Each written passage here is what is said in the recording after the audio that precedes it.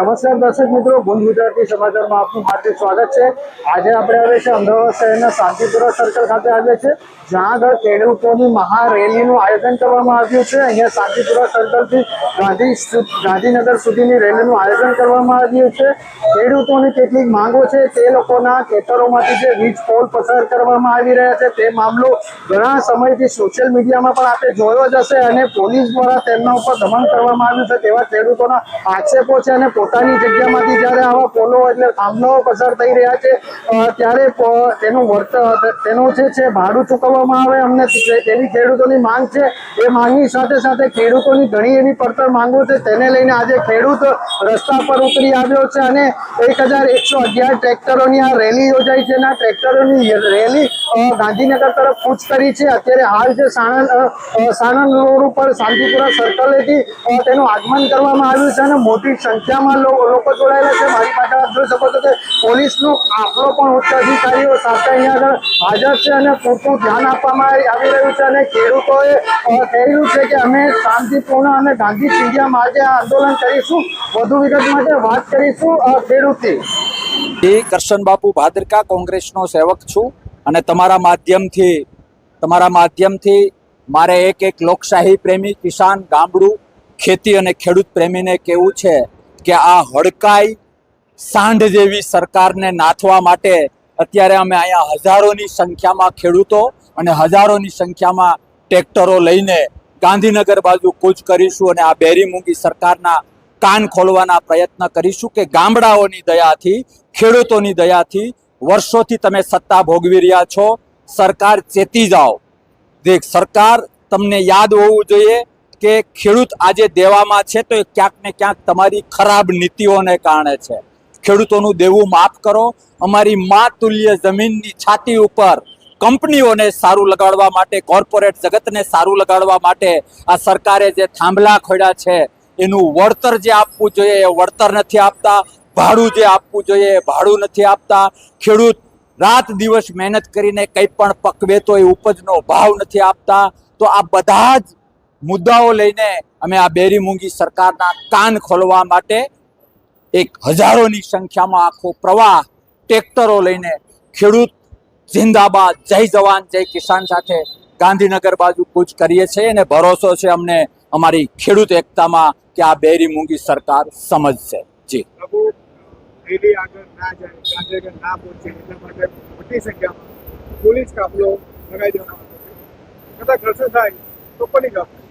જી, ઘર્ષણ થાય તો એ તો સ્વાભાવિક છે। ઘરમાં કંઈ થાય તો ઘરના મોભીની જવાબદારી। એમ ગુજરાતમાં હક માટે, લોકશાહીમાં હક માટે લડવું એ બંધારણીય હક છે અને ડરપોક સરકાર ડરને લીધે કદાચ તંત્રનો મિસયુઝ કરીને, પોલીસ તંત્રનો મિસયુઝ કરીને રોકશે તો એ હળાહળ પરોક્ષ નહીં, પ્રત્યક્ષ રીતે ભાજપની ગુજરાત સરકારની નબળાઈ હશે। પણ મારા શબ્દો, સરકાર એ પણ યાદ રાખજો કે કદાચ તમે રોકી શકશો પણ તમારા ન કરવાના ધંધાને લીધે ગામડાઓમાં અને ખેડૂતોની અંદર તમારા વિશે જે નકારાત્મકતા ફેલાણી છે ને એને તમારું કોઈ તંત્ર નહીં રોકી શકે।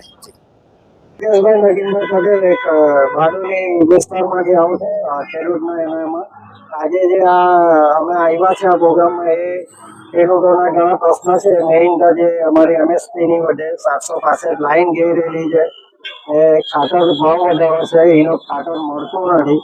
એ 7 થી 8 મુદ્દાઓ એવા લઈને અમારો આ કાર્યક્રમ છે, તેના માટે અહીંયા આવ્યા છે। 100,000 ટ્રેક્ટરનું એ કે હતું, 1000 ટ્રેક્ટર અમારા સંબોધવાનું છે। હું સુરતથી આવ્યો, માંડવી।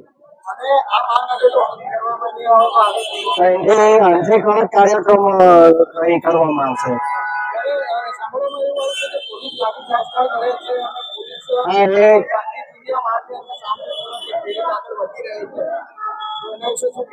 એના માટે જ આજે 465 જે સ્થળમાં કામ ચાલે છે એ પોલીસ બંદોબસ્ત કરીને કામ કરે છે અત્યાચાર। એના માટે જ આ ખેડૂતો એટલા એના પર આવી ગયા છે, જેના માટે ઉભું કરીને અહીંયા અમે ગાંધીનગર આવ્યા।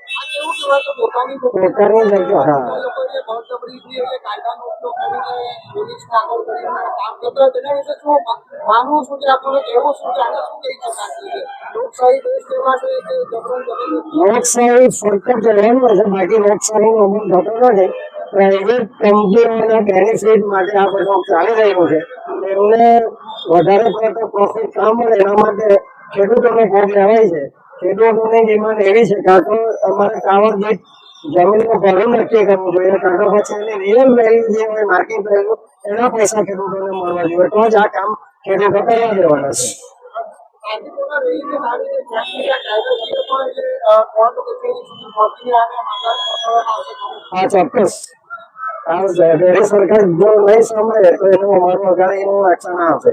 જ્યાં જ્યાંથી તમે આવો છો ત્યાં તમામ જિલ્લાઓ અને તાલુકામાં તો ભારતીય જનતા પાર્ટીની સરકાર છે, ચૂંટીને બી તમે જ લાવો છો, વિરોધ પણ તમે કરો છો, કારણ નહીં, આ કીધું ને ભલે અમે ભાજપને વોટ આપ્યા કે ભાજપને અમારે પણ એવું વોટ આપી કે એ લોકો લેવા એટલે એમનું આપણે શરણાગતિ સ્વીકારવાની હોતી નથી. ખેડૂત પોતાનો હક માટે લડે છે ને.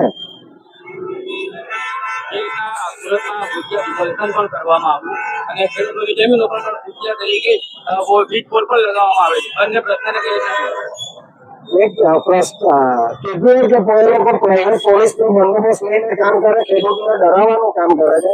પણ હવે ખેડૂત એટલે જે હતો એ રહ્યો નથી. હવે જાગૃતતા બી એટલી છે તમારા માધ્યમ થકી આજે જેવું અમારા ખેડૂત સમાજનું અભિયાન એ લોકો સુધી પહોંચ્યું છે, છતાં હજુ એ લોકો જે ડેરી સરકારને એને કહે છે એટલે અમારું સંભળાતું નથી. એના માટે આજનો મોટો કાર્યક્રમ અમે કરી રહ્યા હવે અહીંથી ક્યાં જોડાવાના છે આગળ? છીએ. આ ગાંધીનગર એમાં ગઈને અમને આવેદનપત્ર આપવાનું રહેશે.